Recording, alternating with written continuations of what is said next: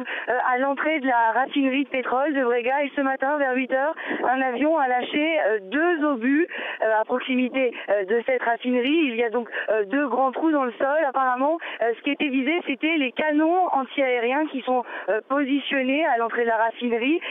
Alors, comme à chaque fois que les avions ont essayé de tirer ces derniers jours ici à Brega, ils n'arrivent pas à atteindre leur cible. C'est peut-être la raison pour laquelle ils reviennent une nouvelle fois aujourd'hui, puisque cette raffinerie de pétrole est un point stratégique que les mercenaires de Kadhafi hier avaient essayé de prendre. Alors Caroline, comment réagit la population avec ces bombardements et ces affrontements ?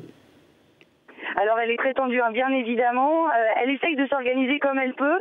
Elle a créé une armée avec des soldats qui ne sont pas des soldats. Hein. Ils ont chacun fait 2 ans de service militaire, mais ils n'ont pas touché une arme depuis très longtemps. Et ils récupèrent des armes qui proviennent de plusieurs villes du pays, de Benghazi, de Baïda, de Tobrouk, hein, tout à fait à l'est. Toutes ces villes leur envoient leurs canons anti-aériens, des kalachnikovs, des lance-roquettes même parfois, nous avons vu. Et ici, Brega, c'est la toute dernière ville entièrement sécurisée, en tout cas au sol, car il n'y a pas assez de moyens, d'armes et pas assez d'hommes pour pouvoir défendre les villes libyennes au-delà, à l'est.